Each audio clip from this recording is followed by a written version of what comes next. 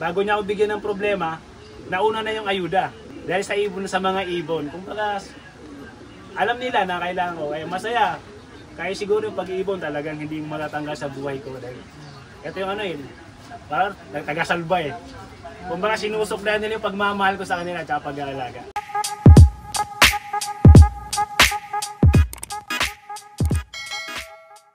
Kayo pala, paano mag-prepare ng breeder bago sila isalang? Para sa akin, ang breeding, hindi kung kailan mo lang gagamitin, saka mo i-kondisyon. Para sa akin, ang pagkukondisyon ng mga breeder, kasi para sa akin, breeder muna bago yung mga flyer. 365 days, o kaya araw-araw, buong taon, nakakondisyon talaga yung mga breeder namin. Pag nagsalang kami, minsan isang clutch, dalawang clutch lang, ganun. Mga talagang panlaban lang, kasi yung mga parang similya na, para sa akin lang may nakasimilya na yun, nakapreserve talaga para panlaban. Tapos meron akong tinatawag na parang 3 months prior to talagang pagpe-pairing. Sa isang buwan, parang purga, delaus, ganyan yung mga. Pero hindi ako nag-antibiotic kasi alam ko namang kung talagang tutok ka sa ibon, di mo na kailangan kung talagang may sakit siya. Parang pagpapalakasin mo lang. Tapos yung prior na bago sila mag-mating, 3 months yun, continuous ng booster ng mga ADE, ganyan, calcium, talagang supplement sa sa ibon. Tapos yung parang pansimilya, meron akong binibigay na parang vitamin sa kanila parang pang ng similya nila para pagka unang, hindi kami nagtatapon ng ibon yung iba kasi unang itlog tapon, kami hindi na kasi unang itlog yun na mismo ang pinapibisa namin. Tapos kayo sir, pag breeding, anong mga supplements yung madalas nyong magamit? Sa akin, pag nakasalang na dito, grits lang, grits, pink mineral, bira, pero basta lang may grits lang siya kasi alam ko naman malusog yung ibon. Pag nakasalang na dito, normal na sa akin yung parang yung basic na lang na ginagawa. Basta pag napisahan na lang, titingnan mo na lang kung malusog yung ina, kaya sisilip-silipin mo na lang. Pero yung pagdating na dito, hindi na ako maarte kasi alam ko naman, pag galing na sa kanya, okay na yon, kakasa na lang dito. Kung baga nagawa niya na yung parte niya, dito na lang, pag nag-inakay na, tamang pakain lang. Pero naglalag sa inakay, nagbibigay ako ng pellet, yung stag developer potas. Yun lang ang binibigay ko, tsaka breeder mix. Yun lang, tapos tubig. Normal na lang. Tapos pag medyo may nakitaan akong hindi maganda, bibigyan akong calcium, multivitamins. Pero pinibigay ko vitamins, yung Wakamoto. Sa inakay, isa lang. Yun lang, ganun lang kasimple. Kasi matututukan mo naman, makikita mo naman kung sino yung mga mahihina, tsaka sino yung malalakas. Mayroon kami tsaka itong latest na North LDRAs. Kahit pa paano, sinuwerte kami. Kumbaga, yung partner namin, hindi kami na zero. Nagmula kami sa MacArthur, tapos itong pag North Race, kumbaga, hindi sulit yung panalo namin. Nanalo kami. Kami. Overall champion kami ng pre-pan race ng EPR. Chairman din yun. 3 laps. Tapos, super set winner ng OB. 2 lang kami nagparte. 4 lang kami nag-lock ng 3rd lap ng Super Smash. Pero dalawa butas, 2 live, 2 kami live. Umarte ng 600 ng 600. Bali tag 300 kami, tapos yung motor winner. Bali kulang 4,000 ang napanalunan namin. Tong last lot lang. Last lot lang. Buo, isa. Nandito pa yung ibon na yun, sir? Oo, nandito.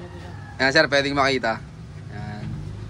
Ito nga pala yung latest na winner namin ng ibon, Hensha. Ito mga kalapatid. So, kumbaga siya, related pa rin siya doon sa MacArthur Clacker namin. Magpinsan sila. Yung tatay nila, magkapatid sa tatay din, mag-second cousin sila.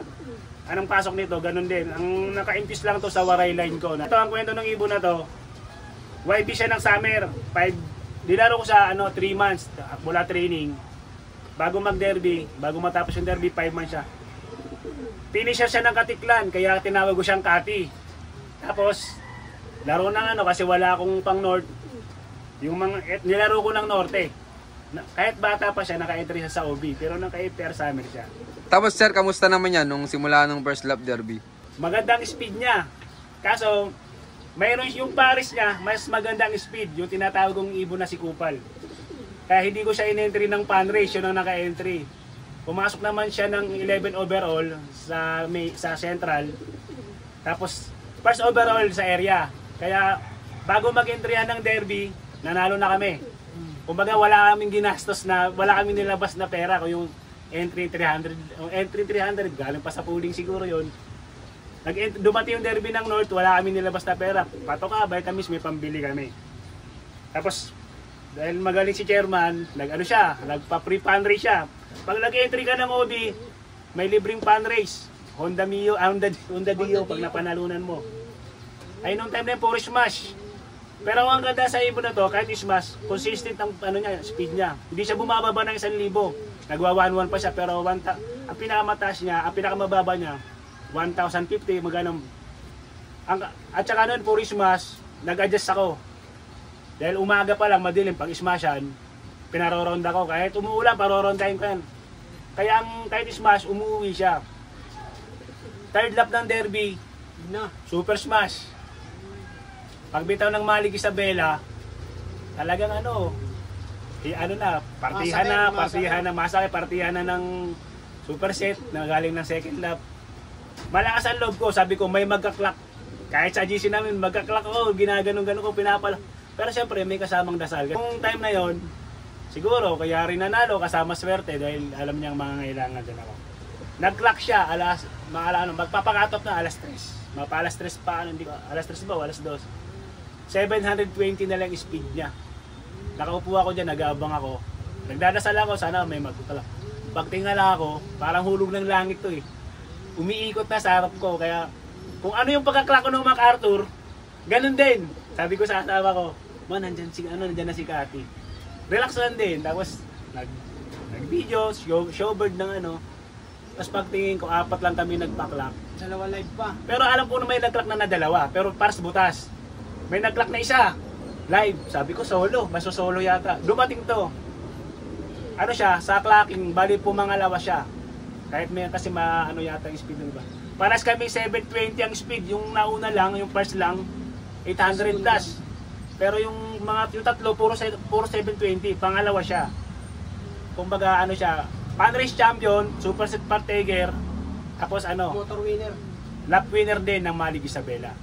Ang kinubra nito, wala 400, tapos lap champ pa, tapos basta masayang masaya. Super set winner na siya.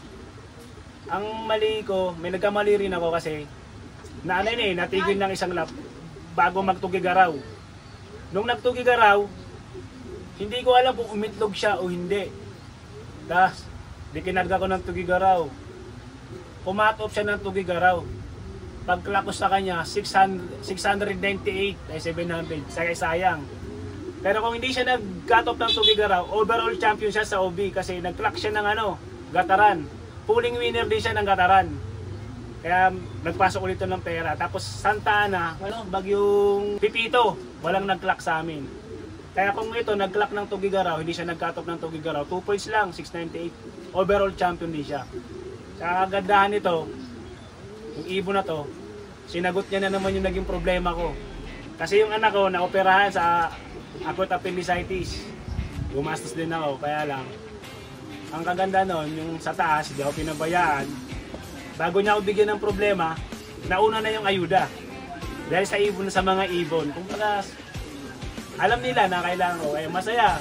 Kaya siguro yung pag-iibon talagang hindi matatanggal sa buhay ko. Dahil ito yung parang taga-salba eh. Kung baka sinusok na nila yung pagmamahal ko sa kanila at pag-aalaga. Yun. Eh di yan sir, gagawin mo ng breeder. Bali ito, Reyna na to rito. Papares ko sa MacArthur namin. Yan, ayos. Solid yung ipapares nila dito mga kalapatids. Ito si Queen Cathy. Abangan natin, ipapares nila sa sa MacArthur Clacker. Abangan natin yan sa next out, sir. Next out. Ito, kuha ulit kami ng MacArthur. Yan, congrats sa Kings Loop.